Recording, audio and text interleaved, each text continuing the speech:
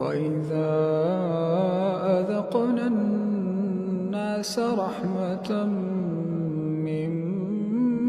بعد ضراء مستهم إذا لهم مكر في آياتنا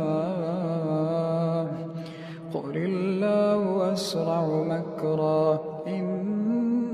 رسلنا يكتبون ما تمكرون